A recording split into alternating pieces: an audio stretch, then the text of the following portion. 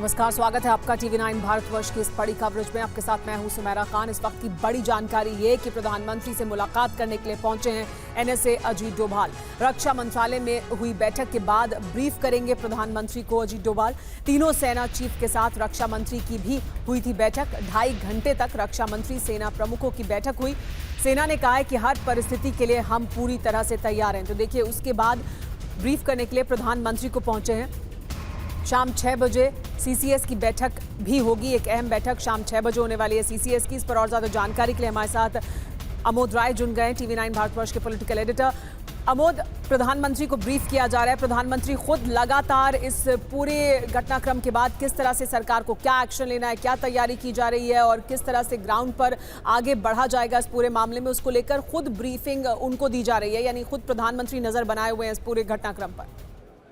निश्चित तौर पर देखिए सुमेरा, प्रधानमंत्री से अभी फिलहाल मुलाकात चल रही है NSA अजीत डोभाल की। और इससे पहले मैं आपको बताऊं कि रक्षा मंत्रालय में तकरीबन 2 घंटे से ज्यादा बैठक चली, जिसमें खुद रक्षा मंत्री राजनाथ सिंह, CDS मौजूद थे और उसके अलावा तीनों सेनाओं के प्रमुख मौजूद थे। और जो घटना घटी है पहलगाम में, उसको लेकर पूरी विस्तृत रिपोर्ट पर चर्चा हुई। पूरी एक एक जानकारी उसमें डिस्कस की गई। जो सेना के हवाले से जानकारियां हैं उस पर डिस्कशन की गई। ग्राउंड पर खुद गृह मंत्री अमित शाह पूरे घटना का मुआयना कर रहे हैं, पूरी जानकारी ले रहे हैं, वहाँ के हर एक सिचुएशंस पर नजर रखे हुए हैं और प्रधानमंत्री सबसे लगातार संपर्क में है। अभी फिलहाल जो बैठक रक्षा मंत्रालय में बैठक हुई है, उसको लेकर प्रधानमंत्री से विस्तृत जानकारी देने अजीत डोभाल पहुंचे हैं कि सेना के पास क्या क्या इनपुट है, कैसे कैसे क्या हुआ है और उसको लेकर इसमें जो इन्वॉल्वमेंट है, तमाम जानकारियां हैं, इन सब विषयों पर प्रधानमंत्री को ब्रीफ किया जा रहा है। इसके बाद उम्मीद की जा रही है कि देर शाम तक आज जो बैठक होगी कैबिनेट कमेटी ऑन सिक्योरिटी, उसमें गृह मंत्री थोड़ी देर में जब दिल्ली पहुंचेंगे तकरीबन 5 से 6 बजे के आसपास, उस वक्त उसके बाद से कैबिनेट कमेटी ऑन सिक्योरिटी की बैठक होगी। उस बैठक में बहुत कुछ चर्चा होना है और आगे की रणनीति पर पूरा एक खाका तैयार किया जाएगा कि किस दिशा में कैसे कैसे बढ़ना है। और उसके बाद भारत की जो प्रतिक्रिया है इस पूरे घटना को लेकर देखने को मिल सकती है सुमेरा। तो भारत की क्या प्रतिक्रिया होगी, भारत किस तरह से इस पूरे मामले पर जवाब देगा, उसको लेकर ये लगातार बैठकों का दौर जारी है। लगातार खुद प्रधानमंत्री नजर बनाए हुए हैं। खुद अजीत डोभाल ब्रीफ करने के लिए इस वक्त प्रधानमंत्री को पहुंचे हैं एक अहम बैठक के बाद। लेकिन इस वक्त बड़ी खबर आ रही है और ये बड़ी जानकारी आपको TV9 भारतवर्ष दे रहा है। पहलगाम आतंकी हमले को लेकर इस वक्त बड़ी जानकारी ये कि TV9 को इस बात की जानकारी मिली है कि हमलावर 1 साल से कश्मीर में छिपे हुए थे और इस हमले का मास्टरमाइंड अबू तलहा है, ये जानकारी सामने आई है। दाजिगाम जंगल में छिपे हुए थे ये आतंकवादी। 2024 से पुंछ में भी हमला किया गया था इनके द्वारा। जुलाई 2024 में जम्मू से कश्मीर गए, पहले जम्मू में हमला किया और जुलाई 2024 में जम्मू से कश्मीर चले गए। कश्मीर में जाकर ये छिपे रहे। दाचिगाम जंगल में छिपे हुए थे आतंकवादी। पिछले 1 साल से तैयारी कर रहे थे इस तरह के बड़े हमले को लेकर। ये भी जानकारी मिली है कि इस हमले का मास्टरमाइंड अबू तलहा है। दाचिगाम जंगल में 1 साल से छिपे हुए थे आतंकवादी। मई 2024 में पुंछ में हमला किया था इन आतंकवादियों ने और उसके बाद मई में हमला करने के बाद पुंछ में जुलाई 2024 में जम्मू से कश्मीर का रुख कर लिया था और यहीं पर छिपे हुए थे। लगातार इस तरह का कोई भी हमला करने की फिराक में थे। उसके बाद 1 साल की तैयारी के बाद 1 साल तक कोशिश की गई और उसके बाद इस तरह के जघन्य अपराध को अंजाम दिया है इन अपराधियों ने, इन आतंकवादियों ने। हमले में देखिए किस तरह से जानकारी मिल रही है कि दाचिगाम जंगल में छिपे हुए थे आतंकवादी। पहले पिछले साल यानी 2024 में जम्मू में एक घटना को अंजाम दिया था। वहां पर पुंछ में उन्होंने एक हमला किया था, आतंकवादी हमला, और उसके बाद कश्मीर का रुख कर लिया था। इस पर और ज्यादा जानकारी के लिए हमारे साथ TV9 भारतवर्ष संवाददाता सुमित जुड़ गए। सुमित, क्या जानकारी मिल रही है? ये बड़ी जानकारी है कि पिछले 1 साल से छिपे हुए थे घाटी में ही। बिल्कुल सुमेरा, ये कहा जा रहा है कि ये पिछले साल जो पुंछ में इंडियन एयरफोर्स के कॉन्वॉय पर अटैक किया था, इन्हीं आतंकियों ने उसको अंजाम दिया था। और करीबन जो अब्दू ताला इससे बताया जा रहा है जो इसका मास्टरमाइंड था, उसने इस पूरे अटैक को इनिशिएट किया था। और जिसके बाद ये लोग जो जम्मू से निकलकर फिर कश्मीर की तरफ, खासतौर पे जो साउथ ऑफ पीर पंजाल से नॉर्थ पीर पंजाल पे निकले थे। और उसके बाद ये लगातार ये इस इलाके में, जिस इलाके को हम बता रहे हैं कि इस इलाके में दाचिगांव फॉरेस्ट एरिया में जाके छुप गए थे और लंबे समय से यहीं छुपे हुए थे। हालांकि इसकी जानकारी जो सुरक्षा बलों को मिली थी दिसंबर में, फिर इनको न्यूट्रलाइज करने की कोशिश की गई थी, लेकिन ये वहां से बचकर भाग निकले थे और अब दोबारा से उसी के बाद इन्होंने इस आतंकवादी घटना को अंजाम दिया है। अबू ताला इसमें जो बताया जा रहा है, तीनों आतंकी जो है करीबन 2 से 3 आतंकी ये पाकिस्तान से इन्फिल्ट्रेट करके जम्मू में घुसे थे पुंछ में, जहां पर इन्होंने वारदात को अंजाम दिया आतंकी घटना को, और उसके बाद से ही छिप कर लगातार नए मौके की तलाश में थे और अब इन्होंने दाचीगांव फॉरेस्ट एरिया के अंदर ही से निकलकर इस घटना को अंजाम दिया। और कहा जा रहा है कि अभी इस घटना को, आतंकी घटना को अंजाम देने के बाद दोबारा से ये दाचीगांव फॉरेस्ट एरिया में ही छिपने की कोशिश कर रहे हैं। इसीलिए इस पूरे इलाके में बड़ा सर्च ऑपरेशन इनके खिलाफ चलाया जा रहा है। जी हाँ, तो दाचीगांव से निकलकर ही इस आतंकवादी हमले को अंजाम दिया। इन आतंकवादियों ने 1 साल से यहीं पर छिपे हुए थे, ये जानकारी मिल रही है, ये बड़ी जानकारी है। लेकिन साथ ही आपको ये भी बता दें कि इस आतंकवादी हमले में मुंबई के अतुल की भी हत्या की गई। अतुल के रिश्तेदार ने एक बड़ा दावा किया है। उन्होंने कहा है कि नाम पूछकर गोली मारी गई, धर्म पूछकर गोली मारी गई अतुल पर। अतुल के जो हैं वो मुंबई के रहने वाले थे, उनको भी आतंकवादियों ने मार गिराया। उसके बाद अतुल के रिश्तेदार ने बड़ा दावा किया है। क्या कहा उन्होंने, सुनिए। तो सुबह 7 बजे मेरा उनका कॉल हो गया उनके वाइफ के साथ में, तो उन्होंने बोला कि मेरे सामने शूट हुआ है और धर्म पूछा है और उसके बाद में शूट किया। तीनों के तीनों सब फैमिली सब साथ में थी और टोटल 9 जन गए थे यहाँ से, तो तीनों जो जेंट्स थे उनको उन्होंने टारगेट किया था। उन जो अंधाधुंध फायरिंग हुई थी और ये तीनों के तीनों वहाँ पे बैठे थे फैमिली के साथ में। धर्म पूछा और सीधा शूट किया था, एक के सर के ऊपर मारा, एक में पेटी में मारा है। ये सब पहलगाम के जिस बेसरन इलाके में आतंकियों ने हमला किया, वहां टीवी9 रिपोर्टर इरफान कुरैशी मौजूद हैं। ग्राउंड जीरो से उनकी एक एक्सक्लूसिव रिपोर्ट आई, आपको दिखाते हैं।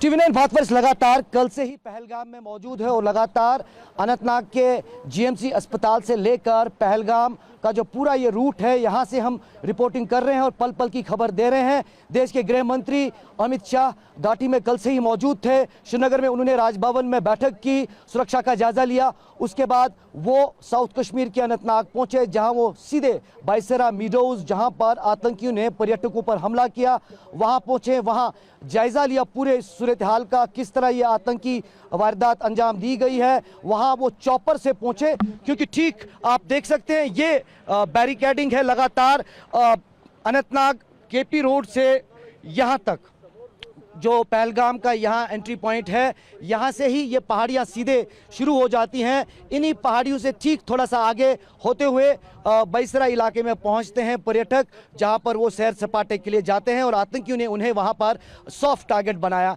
ये देख सकते हैं बैरिकेडिंग, यहाँ लगातार बड़ी तादाद जो सीआरपीएफ पुलिस के जवानों की मौजूद है। कल रात से ही जम्मू कश्मीर पुलिस और सीआरपीएफ के जवान यहाँ पर मौजूद है। सबसे पहले कोशिश पुलिस की थी कि जो पर्यटक है उन्हें सेफली इस इलाके से निकाला जाए और जगह जगह पर एसएसबी, सीआरपी और सेना के जवान इसी तरह सतर्क है और कोशिश ये है कि इस पूरे इलाके को शांत रखा जाए। वहीं चॉपर से कल से ही कॉम्बिंग ऑपरेशन शुरू किया गया और देश के गृह मंत्री को यह स्पष्ट किया गया कि जो हमलावर है उन्हें बहुत जल्द दर्द पहुंचा जाएगा। लेकिन टीवी9 भारतवर्ष को जो सूत्रों से जानकारी मिली है उसके मुताबिक जो आतंकी है वो 4 से 6 की तादाद में थे, जिनका स्केच भी जारी कर दिया गया है और वो जंगल के इलाके से ही एस्केप रूट हासिल करते हुए फिलहाल ऐसा लगता है भागने में कामयाब हुए हैं। इस हमले में अभी तक आधिकारिक रूप से 26 लोग जो है अपनी जान गंवा बैठे हैं और काफ़ी बड़ी तादाद अभी भी ऐसे लोग हैं जो कि गंभीर रूप से घायल है।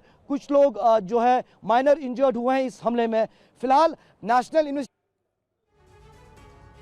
और कश्मीर में पहलगाम में आतंकवादी हमले पर प्रधानमंत्री नरेंद्र मोदी ने एक नया बयान दिया है। उन्होंने कहा है कि आतंकियों को कटघरे में लाएंगे, न्याय के कटघरे में लाएंगे आतंकियों को। नेपाल के पीएम को प्रधानमंत्री मोदी ने ये संदेश दिया। नेपाली नागरिक की मौत पर दुख व्यक्त किया प्रधानमंत्री मोदी ने। प्रधानमंत्री मोदी ने कहा कि आतंकवादियों को न्याय के कटघरे में लाया जाएगा। आतंक के खिलाफ लड़ाई के लिए हम प्रतिबद्ध हैं।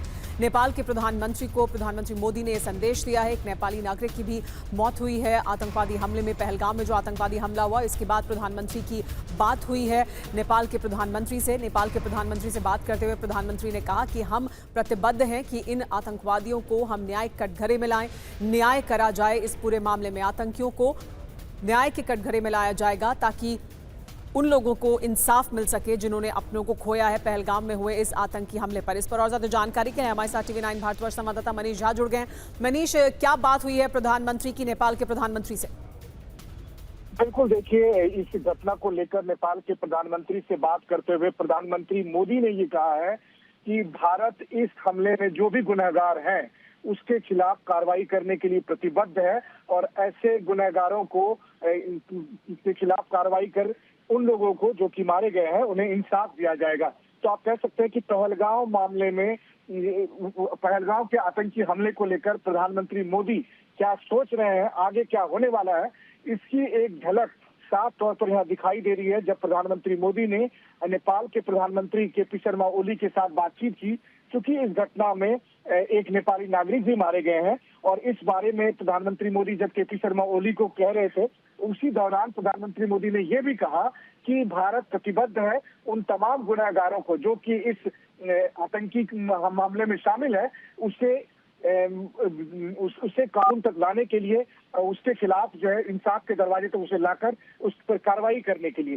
तो प्रधानमंत्री मोदी और नेपाल के प्रधानमंत्री के बीच बातचीत के दरमियान जिस तरह से प्रधानमंत्री का ये बयान आया है, ये पिछले कुछ घंटों की जो लगातार मीटिंग हो रही थी, प्रधानमंत्री की जो हाई लेवल की मीटिंग हो रही थी, और उसके बाद प्रधानमंत्री मोदी क्या करने वाले हैं, प्रधानमंत्री मोदी अभी क्या सोच रहे हैं, इसको दिखाने वाला ये सबसे बड़ा बयान है। जी मनीष, ये जाहिर सी बात है, दर्शाता है कि दरअसल किस तरह से भारत इस पूरे मामले में आगे बढ़ेगा, क्योंकि हर कोई चाहता है कि उन आतंकवादियों को सजा मिले। और ये बार बार कहा जा रहा है सरकार द्वारा, खुद गृह मंत्री ने कहा है, प्रधानमंत्री ने कहा है कि भारत सरकार प्रतिबद्ध है इन आतंकवादियों को उनके अंजाम तक पहुंचाने के लिए। लेकिन आपको बता दें कि आज से करीब 9 साल पहले यानी 2016 में भी आतंकियों ने कायरतापूर्ण हरकत को अंजाम दिया था। आतंकवादियों ने उरी में 18 सितंबर 2016 को भारतीय सेना के कैंप पर हमला किया था। इस हमले में 20 जवान शहीद हुए थे। इसके 10 दिन बाद ही भारतीय सेना ने सर्जिकल स्ट्राइक से पाकिस्तान को करारा सबक सिखाया था। इसी तरह जम्मू कश्मीर के पुलवामा में 14 फरवरी 2019 को 40 सीआरपीएफ जवानों की शहादत से देश स्तब्ध था और पाकिस्तान को घर में घुसकर जवाब देने की चौतरफा मांग हो रही थी। भारत ने इस बार फिर 12 दिन के अंदर पाकिस्तान से बदला लिया था। बालाकोट एयर स्ट्राइक में एयरफोर्स के लड़ाकू विमान पाकिस्तान की सीमा के अंदर घुसे थे और टेरर कैंपों को नेस्तनाबूद कर दिया। यह हमला ऐसा था जिसकी गूंज पूरी दुनिया में सुनाई गई। और अब एक बार फिर आतंकियों ने कायरतापूर्ण हरकत की है, जिसके खिलाफ भारत में जबरदस्त गुस्सा है। देखिए, हम आपको तस्वीरें दिखा रहे हैं। नेवी ऑफिसर जिनकी पहलगाम में हुए आतंकी हमले में मौत हुई है, जिनको आतंकवादियों ने मार गिराया, उनका पार्थिव शरीर और उसे श्रद्धांजलि दी जा रही है। उनका पार्थिव शरीर दिल्ली पहुंचा है और यहीं पर मौजूद है TV9 भाजपा संवाददाता जीत भाटी भी। जीत, हम तस्वीरें देख रहे हैं, नेवी ऑफिसर का जो पार्थिव शरीर है वो यहाँ पहुंच चुका है और उन्हें श्रद्धांजलि दी जा रही है इस वक्त। बिल्कुल, देखिए, जो एक प्रोटोकॉल होता है नेवी के तहत, क्योंकि उसमें लेफ्टिनेंट थे विनय नरवाल जो हैं, और 2 साल पहले उन्होंने नेवी को ज्वाइन किया था और हाल ही में 16 अप्रैल को उनकी शादी हुई थी। हनीमून मनाने के लिए 21 अप्रैल को ही वो जो है पहलगाम गए थे, जहां पर उनकी पत्नी भी साथ में थी। उनकी वहां पर निर्मम तरीके से जो है कायराना हरकत करते हुए आतंकवादियों ने हत्या कर दी थी। नेवी के जो कमांडर वो यहाँ पर उनको लेने पहुँचे, एयरपोर्ट में मौजूद हूँ। अब उनका पार्थिव शरीर यहाँ से निकाल लिया गया है। उनका जो प्रोटोकॉल है नेवी का, उसके तहत उनका सम्मान किया जा रहा है और जहां से सीधा जो उनका पार्थिव शरीर है वो करनाल में उनके पैतृक गांव में ले जाया जाएगा, जहां तकरीबन 5:30 बजे के आसपास जो है उनका अंतिम संस्कार किया जाएगा। और देखिए, पूरा एयरपोर्ट पे जितने भी आंखें मैंने देखी, सभी की सभी नम है और इस कायराना हरकत जो की गई है जो आतंकवादियों द्वारा, इसकी जो है भर्त्सना लोग कर रहे हैं। लेकिन यहाँ पर बड़ी बात यही है कि किस तरीके से जो टूरिस्ट वहाँ पर थे निहत्थे, उनको घेर कर इन आतंकवादियों द्वारा मारा गया है। तो एक एक कर जो है जो उस मामले में मृतक हैं उनको पहुंचाने का काम किया जा रहा है। उनके ठिकानों पे फिलहाल अगर बात करूं तो जो विनय नरवाल है, उनका पार्थिव शरीर अब दिल्ली एयरपोर्ट से निकल चुका है। जी जीत भाटी, बहुत शुक्रिया इस तमाम जानकारी के लिए। देखिए, जीत जानकारी दे रहे थे। तस्वीरें आप देख रहे हैं विनय नरवाल को, जो नेवी ऑफिसर पहलगाम में आतंकवादी हमले में मारे गए, उनको श्रद्धांजलि दिए जाने की तस्वीरें आप देख रहे हैं। दिल्ली की मुख्यमंत्री को आप देख रहे हैं, वो भी पहुंची थी श्रद्धांजलि अर्पित करने के लिए। और उसके बाद यहाँ से अब विनय नरवाल का पार्थिव शरीर उनके पैतृक गांव ले जाया जा रहा है, जहां पर शाम 5:30 बजे उनका अंतिम संस्कार होगा।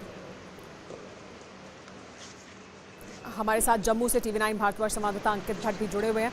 अंकित, लगातार आप ये देख रहे हैं कि हाई अलर्ट पर है इस वक्त जम्मू कश्मीर और अलग अलग जानकारियां भी सामने आ रही हैं।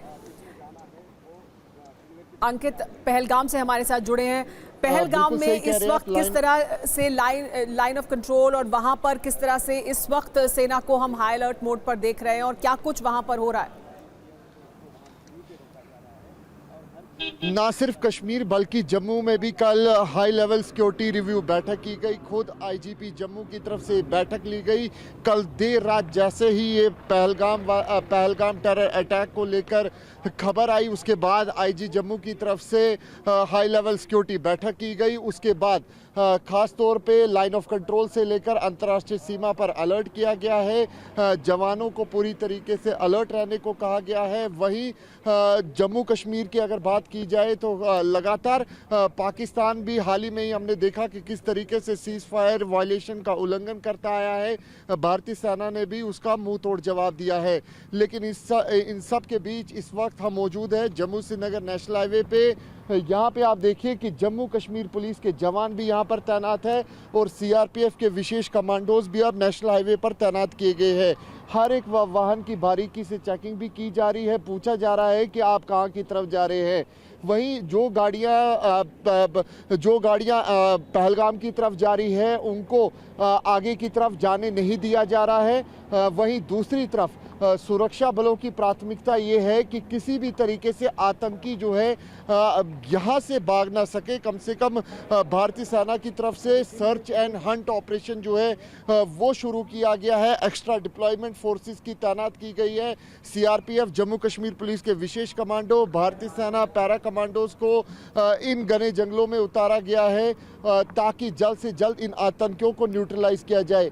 माना जा रहा है कि 2 से 3 ऐसे ग्रुप थे जिन्होंने इस कायराना हरकत को अंजाम दिया है। इनकी संख्या 6 से 7 हो सकती है, ये जानकारी निकल कर सामने आ रही है। वहीं सूत्र ये बता रहे हैं कि कई लोगों को जो है वो डिटेन किया गया है। जम्मू कश्मीर पुलिस जो है वो एक्शन में है। लगातार पूछताछ जो है लोगों से भी की जा रही है जिन पर शक है।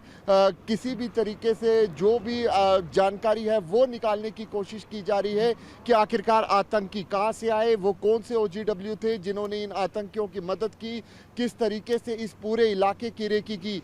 कुछ समय पहले मैं उसी इलाके में मौजूद था। कई लोगों से हमने बात की, होटलियर से बात की। वो साफ तौर पे कहते हैं कि ये ना सिर्फ इन लोगों पर अटैक है बल्कि ये पूरे जम्मू कश्मीर के लोगों पर अटैक है, क्योंकि जिस तरीके से टूरिज़्म लगातार बूस्ट होता रहा है यहाँ पे, वो अब कहीं ना कहीं डाउन होगा, क्योंकि इस तरीके का आतंकी हमला जो है वो यहाँ पर हुआ है।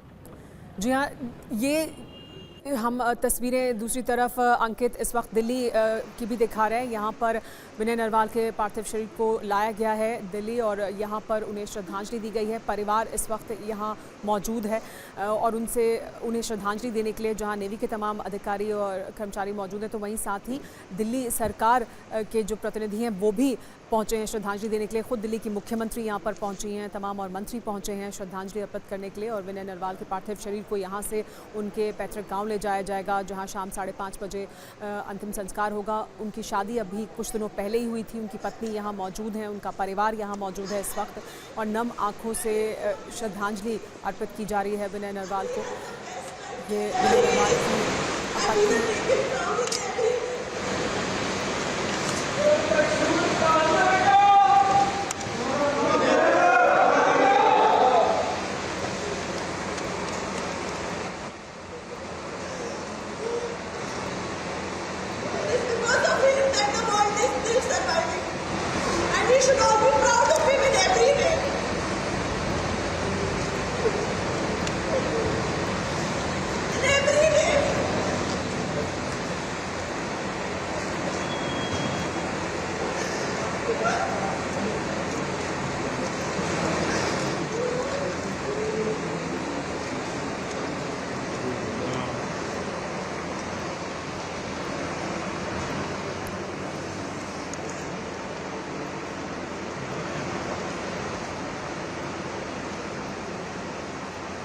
विनय नरवाल की पत्नी और उनका परिवार नरवाल के पार्थिव शरीर को श्रद्धांजलि देने के समय यहाँ पर मौजूद है। नम आंखों से उन्हें उनके साथी भी विदाई दे रहे हैं, लेकिन साथ ही परिवार के लिए जाहिर सी बात है इस वक्त एक बहुत बड़ी दुख का क्षण है। पत्नी के साथ जम्मू कश्मीर गए थे विनय नरवाल, नेवी ऑफिसर थे। लेफ्टिनेंट विनय नरवाल हरियाणा के रहने वाले थे और वहीं उनके पार्थिव शरीर को ले जाया जाएगा, लेकिन पत्नी उनके साथ मौजूद थी उस समय जब उन्हें आतंकवादियों ने मार गिराया। अपनी पत्नी के साथ जम्मू कश्मीर गए थे विनय नरवाल। श्रद्धांजलि देते हुए पत्नी ने कहा जय हिंद। यहाँ दिल्ली की मुख्यमंत्री रेखा भी पहुंची थी। रेखा गुप्ता ने भी श्रद्धांजलि अर्पित की, साथ ही दिल्ली सरकार के तमाम और मंत्री पहुंचे श्रद्धांजलि अर्पित करने के लिए। यहाँ से बताया जा रहा है कि अब विनय नरवाल के पार्थिव शरीर को उनके पैतृक गांव ले जाया जाएगा, लेकिन विनय नरवाल की पत्नी ने कहा कि हमें तुम पर हमेशा गर्व रहेगा। पूरे देश को गर्व है लेफ्टिनेंट विनय नरवाल पर, और इन तमाम परिवारों के साथ इस दुख की घड़ी में पूरा देश इस वक्त खड़ा है जिन्होंने अपनों को खोया है। खुद प्रधानमंत्री नरेंद्र मोदी ने कुछ समय पहले नेपाल के प्रधानमंत्री से बात करते हुए कहा है कि हमारी प्रतिबद्धता है इंसाफ मिले उन सबको जिन्होंने अपनों को खोया है। जीत भाटी हमारे साथ बने हुए हैं लगातार। जीत, हम तस्वीरें भी देख रहे हैं इस वक्त। जाहिर सी बात है परिवार के लिए इससे बड़ा दुख का क्षण कोई नहीं हो सकता। उनकी पत्नी को भी हमने सुना जिन्होंने कहा कि सबको गर्व है विनय नरवाल पर, जय हिंद उन्होंने कहा। वो उनके साथ मौजूद थी तब जब उन्हें आतंकवादियों ने इस तरह से मार गिराया। बिल्कुल, देखिए परिवार पे एक दुख का पहाड़ टूटा है। विनय इकलौते बेटे थे और साथ में अभी 16 अप्रैल को उनकी शादी हुई थी, और उससे ज़्यादा उनके लिए दुखद बात यह है हिमांशी के लिए जो उनकी पत्नी है कि उनकी आंखों के सामने ही जो है आतंकवादियों ने इस कायराना हरकत को अंजाम दिया। अब जब उनका पार्थिव शरीर यहाँ पहुँचा एयरपोर्ट पर, दिल्ली की मुख्यमंत्री जो है रेखा गुप्ता वो यहाँ पहुँची, उन्होंने उनको श्रद्धांजलि दी, साथ में जो उनकी पत्नी हिमांशी उनसे मिली। और देखिए परिवार की बहादुरी अभी भी देखिए, वो अभी भी कह रहे हैं कि उनके ऊपर गर्व है क्योंकि उन्होंने देश के लिए शहादत दी है। साथ में उन्होंने जय हिंद कहा, यानी कि जो देश का परचम है वो बुलंद रहे। दूसरी तरफ देखें तो जिस तरीके से कायराना हरकत की गई है ये आतंकवादी द्वारा, तो सेना की तरफ से अभी सर्च ऑपरेशन चल रहा है और आतंकवादियों को ढूंढने की कोशिश की जा रही है। लेकिन बड़ी बात यह है कि जो वहाँ पर पर्यटक गए हुए थे पहलगाम में, उनको जिस तरीके से निहत्ते थे, वहाँ पर छुट्टियाँ बिताने गए थे और अपनी खुशी के पलों को वहाँ यादगार बनाने गए थे, लेकिन इस बीच आतंकवादियों जिस तरीके से 22 अप्रैल को इस घटना को अंजाम दिया है, वो उनके जहन पर ना सिर्फ उन परिवारों के बल्कि पूरे देश के जहन में एक जो है गमगीन याद के तौर पर हमेशा रहेगा। और हर तरफ यही आवाज़ें उठ रही हैं कि इसी तरीके से आतंकवादियों और पाकिस्तान जो कि इसके पीछे है उनको मुंहतोड़ जवाब दिया जाना चाहिए। हर तरफ अगर मैं देखूं तो यहाँ गम ही गम पसरा हुआ है। जी 16 अप्रैल को शादी हुई थी और 22 अप्रैल को इस तरह से आतंकवादियों ने पत्नी के सामने ही विनय नरवाल को पहलगाम में मौत के घाट उतार दिया। इस वजह से इस वक्त उनको श्रद्धांजलि दी जा रही थी। पत्नी ने कहा कि हमें गर्व है आप पर, लेकिन इस बीच पाकिस्तान के खिलाफ बड़ा एक्शन संभव है। सैन्य और कूटनीतिक संबंध पर बड़े फैसले भी संभव हैं। भारत अपने राजनयिक वापस बुला सकता है, ये कहा जा रहा है। पाकिस्तानी वीजा पर बैन भी संभव है। सिंधु जल समझौता खत्म करने पर विचार किया जा रहा है। यानी तमाम विकल्प हैं जिन पर विचार किया जा रहा है, जिसके जरिए पाकिस्तान को सबक सिखाया जा सकता है। इसमें कई अहम कदम मौजूद हैं। इसमें सैन्य कदम उठाए जा सकते हैं और कूटनीतिक कदम भी उठाए जा सकते हैं, यानी कूटनीतिक संबंध पर बड़े फैसले लिए जा सकते हैं। भारत अपने राजनयिकों को वापस बुला सकता है, यह कहा जा रहा है। पाकिस्तानी वीजा पर बैन भी संभव है। सिंधु जल समझौता भी खत्म करने पर विचार किया जा सकता है। इस बीच करतारपुर कॉरिडोर बंद करने पर भी विचार किया जा रहा है। सभी तरह के कारोबार पर रोक भी संभव है। वाघा बॉर्डर कार्यक्रम पर भी रोक संभव है। पाकिस्तान को अलग थलग किया जाएगा, ये कहा जा रहा है। सुरक्षा परिषद में सबूत रखे जाएंगे। ये तमाम कदम उठाए जा सकते हैं। इन तमाम विकल्पों पर विचार किया जा रहा है इस वक्त कि किस तरह से पाकिस्तान के खिलाफ एक्शन को चौतरफा लिया जाए, जिसमें सैन्य कार्रवाई भी शामिल हो, जिसमें राजनीतिक कार्रवाई भी शामिल हो। देखिए किस तरह से और क्या कदम उठाए जा सकते हैं। पाकिस्तान के खिलाफ 15 कदम संभव हैं। 15 कदम उठाए जा सकते हैं पाकिस्तान के खिलाफ और इसमें बड़े अहम कदम हो सकते हैं। सबसे पहले आपको बता दें कि सैन्य और कूटनीतिक विकल्पों पर विचार किया जा रहा है। यानी सैन्य विकल्प पर तो विचार हो ही रहा है, लेकिन कूटनीतिक तौर पर पाकिस्तान को कैसे अलग थलग किया जा सकता है, उन विकल्पों पर भी विचार किया जा रहा है। राजनयिक संबंध खत्म या सीमित किया जा सकता है, ये कहा जा रहा है। उच्चायोग के संदिग्ध अधिकारियों पर कार्रवाई हो सकती है, उच्चायोग के संदिग्ध ऑफिसर्स पर कार्रवाई हो सकती है। पाकिस्तान के उच्चायोग को आवंटित भूमि भी वापस ली जा सकती है। इसके अलावा राजनयिकों को पाकिस्तान से वापस बुलाना भी एक विकल्प हो सकता है। एक और विकल्प यह है कि द्विपक्षीय संबंध ईमेल तक सीमित किया जा सकता है। एक और बड़ा कदम यह कि सिंधु जल संधि को पूरी तरह निलंबित भी किया जा सकता है। और बड़ा विकल्प एक यह है कि विश्व को पाकिस्तानी भूमिका के बारे में बताया जाए, जोर शोर से बताया जाए। विदेशी राजनयिकों को पाकिस्तानी सबूत दिखाए जाएं। इसके अलावा पाकिस्तानी नागरिकों को वीजा पर पूरी तरह से रोक लगा दी जाए। पाकिस्तान में भारतीय यात्रा पर प्रतिबंध हो और करतारपुर कॉरिडोर तत्काल प्रभाव से बंद कर दिया जाए। एक और विकल्प यह कि पाकिस्तान से प्रत्यक्ष और अप्रत्यक्ष व्यापार बंद किया जाए। सीमा पर बीटिंग रिट्रीट आयोजन भी बंद हो। आतंकी संगठनों के खिलाफ सीधी कार्रवाई की जाए भारत द्वारा। ये तमाम विकल्प हैं जिन पर विचार किया जा रहा है और ये तमाम विकल्प हैं जिन पर काम आगे हो सकता है। इन विकल्पों पर सरकार आगे बढ़ सकती है। पहलगाम हमले पर इस वक्त जो खबर हम आपको देने जा रहे हैं वो बहुत चौंकाने वाली है। हमले को लेकर जो रिपोर्ट अब तक तैयार की गई है उसके मुताबिक आतंकियों का बड़ा मकसद हिंदू सैलानियों के साथ साथ विदेशियों को भी मारने का था। तभी नेपाल और यूएई के एक नागरिक की भी हत्या की गई। आतंकवादी जब हमला कर रहे थे तो वो पाकिस्तान में बैठे अपने हैंडलर्स के संपर्क में थे। मुजफ्फराबाद और कराची में बैठे हैंडलर्स पहलगाम में आतंकियों को निर्देश दे रहे थे। तो सिर्फ हिंदू लोग जो वहां पर पहुंचे थे, हिंदू सैलानी जो वहां पर थे, सिर्फ वही निशाने पर नहीं थे बल्कि विदेशी भी जो वहां पर मौजूद थे वो भी निशाने पर थे। लेकिन TV9 पर 10 बड़ी जानकारी जो अब तक हम आपके सामने रख चुके हैं पहलगाम में हुए आतंकवादी हमले से जुड़ी हुई। TV9 पर 10 खुलासे जो कहीं नहीं हुए हैं वो बता दें आपको। सबसे पहले और बड़ा जानकारी है कि शरीर के निशान से धर्म की पहचान की गई आतंकवादियों द्वारा। दूसरी बड़ी जानकारी हमने आपको ये दी कि सांप्रदायिक हिंसा भड़काना दरअसल आतंकवादियों का मकसद था। विदेशी नागरिकों को मारना भी मकसद था और इसी वजह से नेपाली और यूएई के नागरिक को मारा गया। मुजफ्फराबाद और कराची से हैंडलर्स लगातार निर्देश दे रहे थे इन आतंकवादियों को, उनके संपर्क में थे ये हैंडलर्स। एक और जानकारी है कि ट्रेंड आतंकवादियों ने हमलावरों को ट्रेनिंग दी थी। इन हमलावरों को ट्रेनिंग दी गई थी बाकायदा और वो भी ट्रेंड आतंकवादियों द्वारा दी गई थी। हेलमेट में लगे कैमरे से हत्या करने की रिकॉर्डिंग की गई आतंकवादियों द्वारा। एक और बड़ी जानकारी है कि 3 आतंकियों ने पर्यटकों को एक साथ किया, यानी एक जगह किया। महिला और पुरुषों को अलग अलग किया गया। हत्या की जगह वो चुनी जहां मदद देर से पहुंचे। इस तरह की जगह को चुना गया जहां मदद देर से पहुंचे, जहां पर वो इस तरह के कृत्य को अंजाम दे सके। ज्यादातर लोगों की मौत ज्यादा खून बहने की वजह से हुई क्योंकि वहां मदद बहुत देर में पहुंची। हमारे साथ महराज अहमद मौजूद हैं, TV9 भारतवर्ष संवाददाता जो श्रीनगर से हमारे साथ जुड़े हुए हैं। महराज, बहुत अहम जानकारियां TV9 भारतवर्ष ने सामने रखी हैं, खास तौर पर उस जगह का चयन जिस तरह से किया गया। ज्यादातर लोगों की मौत इस तरह से हुई है जहां पर खून ज्यादा बह गया क्योंकि बहुत देर में मदद पहुंची। यहां पर बड़ी संख्या में सैलानी पहुंचते हैं, क्या इस वजह से भी इस जगह को चुना गया? बिल्कुल सुमेरा, जहाँ तक रणनीति अगर हम समझे तो इस हिसाब से भी ये इस जगह का चयन किया गया हो सकता है।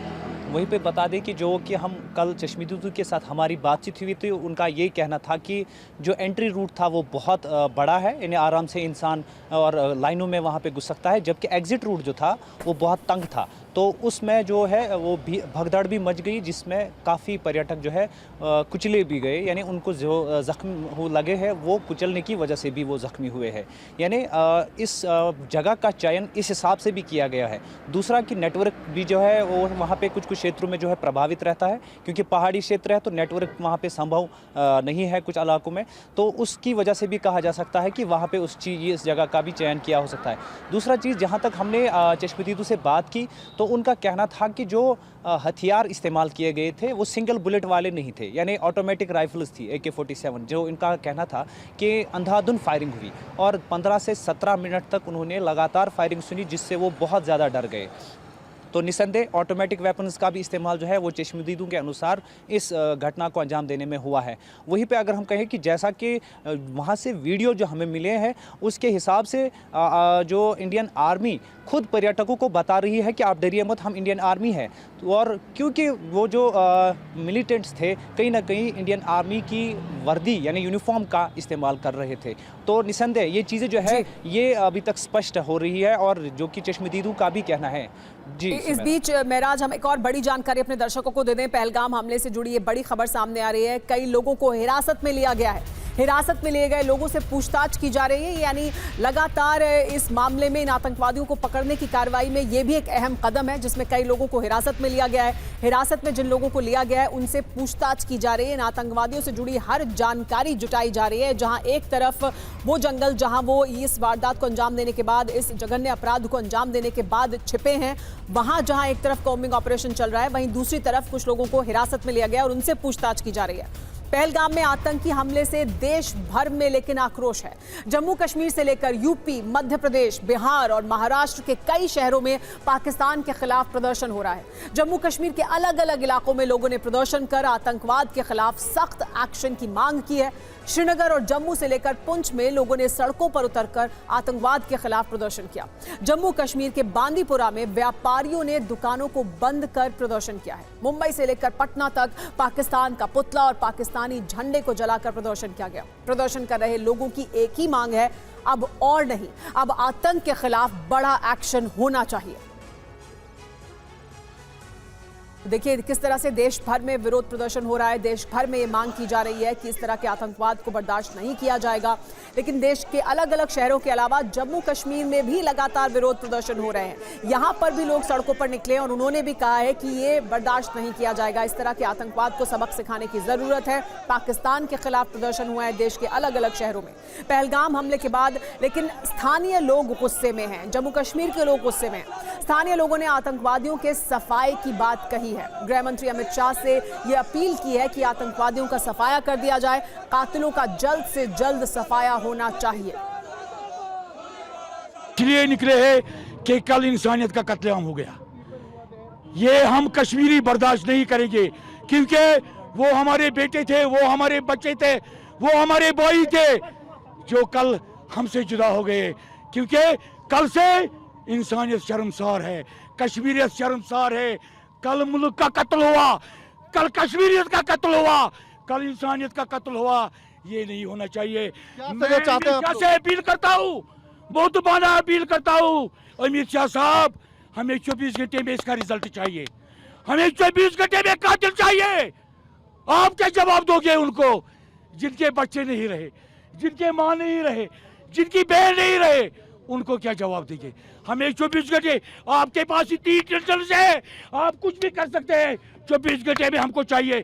अगर 24 घंटे में आपने इसका रिजल्ट नहीं दिया, हम भूख हड़ताल पर बैठेंगे।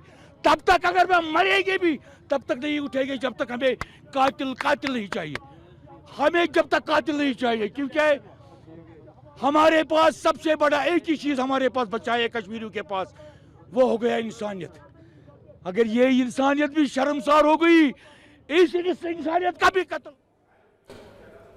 ये तस्वीरें हम आपको दिखा रहे हैं। गृह मंत्री अमित शाह घायलों से मिलने पहुंचे हैं अस्पताल, परिवारों से बात कर रहे हैं।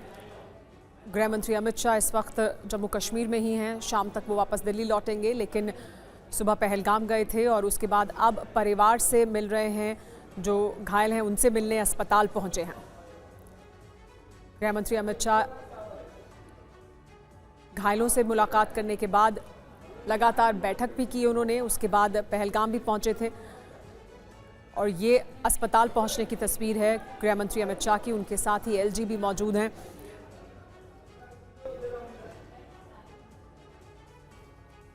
गृह मंत्री अमित शाह ने घायलों से मुलाकात की है, परिवार से बात की है।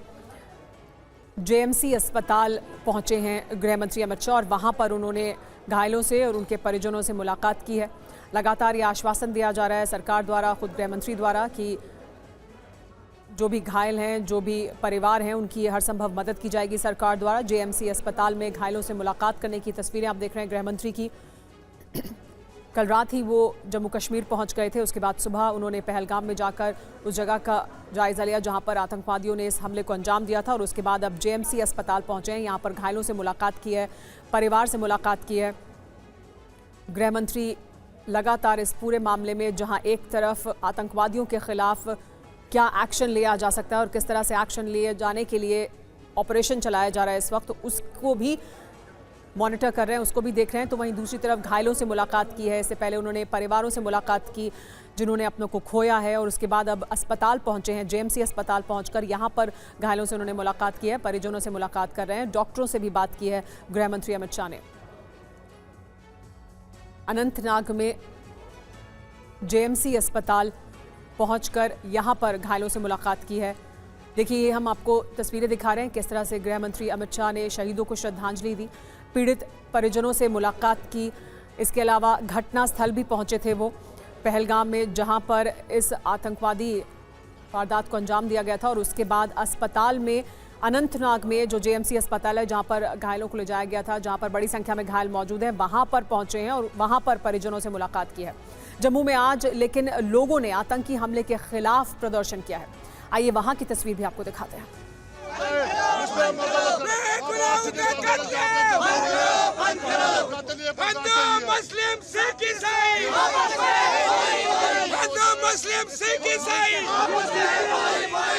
कश्मीर में कत्लेआम, बेगुनाहों का कत्लेआम, बेगुनाहों का कत्लेआम।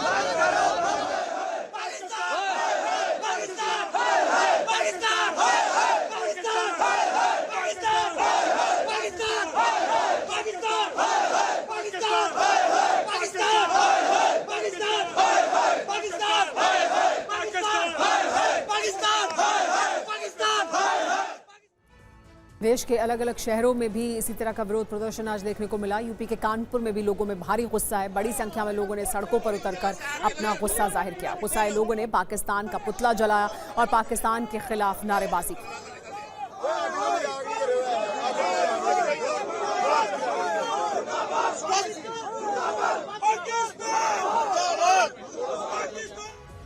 अब आपको मध्य प्रदेश के भोपाल की तस्वीर भी दिखाते हैं, जहां आतंकी घटना के खिलाफ जबरदस्त विरोध प्रदर्शन हुआ है।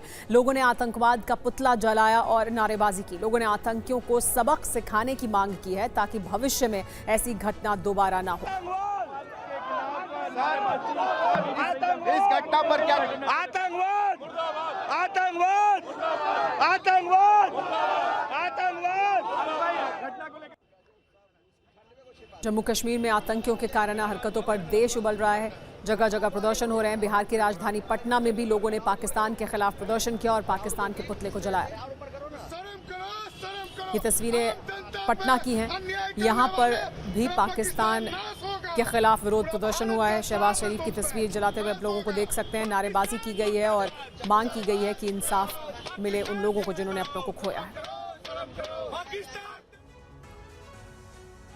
लेकिन पहलगाम में लोगों का धर्म पूछकर गोली मारना, उनकी पहचान पूछकर उन्हें मौत के घाट उतार देना, कलमा नहीं पढ़ने वालों को गोली मार देना, कश्मीर के पहलगाम में जो हुआ उसके खिलाफ देश उबल रहा है। कश्मीर से कन्याकुमारी तक, गुजरात से अरुणाचल प्रदेश तक, पूरा देश पहलगाम में हुए आतंकवादी हमले के खिलाफ गुस्से में है। आतंकवादियों ने कश्मीर की घाटी में आम हिंदुस्तानियों पर नहीं बल्कि देश के हर नागरिक पर, देश की एकता पर, देश की धर्मनिरपेक्षता पर, इंसानियत पर और कश्मीरियत पर गोली चलाई है, जिसके खिलाफ पूरा देश एकजुट है। आतंकियों को सबक उनके अंजाम तक पहुंचाने की मांग की जा रही है। पहलगाम आतंकी हमले में किस तरह से हिंदुओं को निशाना बनाया गया और कैसे धार्मिक पहचान पूछकर उनकी हत्या की गई। आपको चश्मदीदों के बयान सुनवाते हैं। मृतक संतोष जगदाले की बेटी ने इस नरसंहार के बाद कहा कि आतंकवादियों ने कलमा पढ़ने को कहा, कलमा नहीं पढ़ा तो गोली मार दी गई। मृतक शुभम द्विवेदी की पत्नी का बयान था कि आतंकियों ने पहले नाम पूछा, कलावा देखा और फिर शुभम को गोली मार दी। मृतक मंजूनाथ की पत्नी का बयान है कि आतंकवादियों ने उनसे कहा कि तुम्हें नहीं मारेंगे, जाओ मोदी को जाकर बता दो।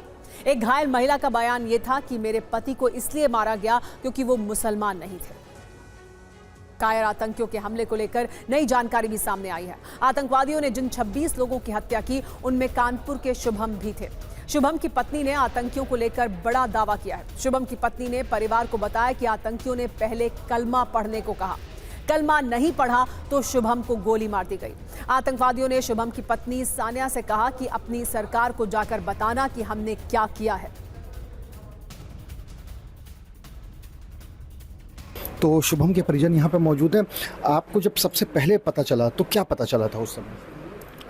देखिए, करीबन 3 बजे जब फ़ोन आया तो ये बताया गया कि शुभम वहाँ पर कोई आतंकी हमला हुआ है और गोलीबारी हो रही है और शायद शुभम को गोली लग गई है।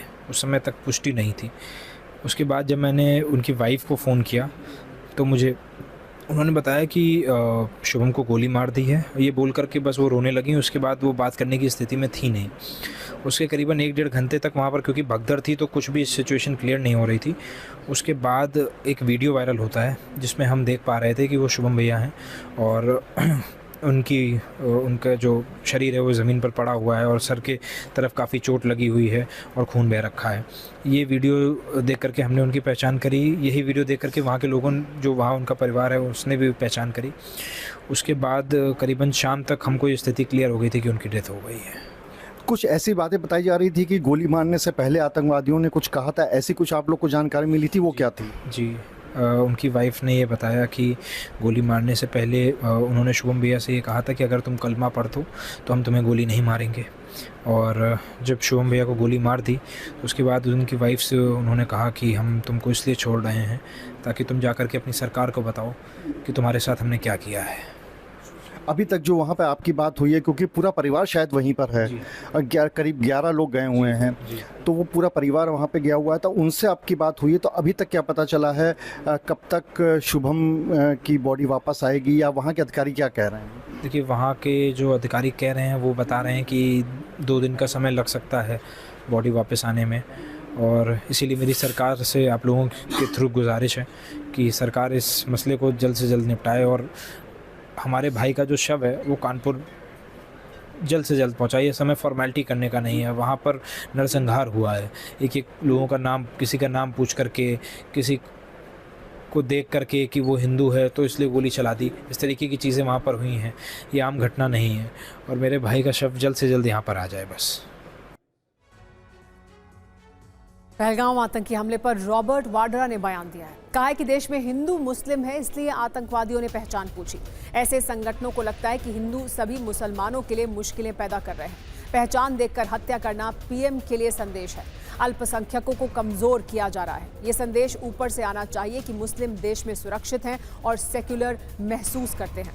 तब हम देखेंगे इस तरह की चीजें नहीं हो रही हैं। You know, in our country, we see that this government will try and show that, talk about Hindutva, and, the minorities feel uncomfortable and, they feel troubled when you have a survey on, mosques, or you tell people you cannot pray in this way or that way. These kind of things create instability, communal issues. And if you see the way this act, if you dissect this terrorist act that took place, if they're looking at people's identity, why are they looking at people's identity? Because there's a divide that has come about in our country with Hindus and Muslims and also Christians.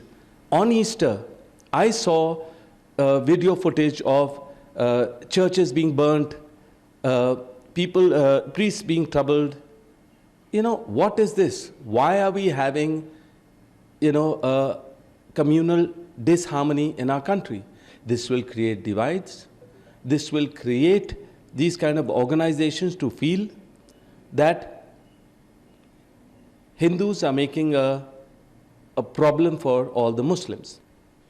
Looking at identities and then killing somebody, that's a message.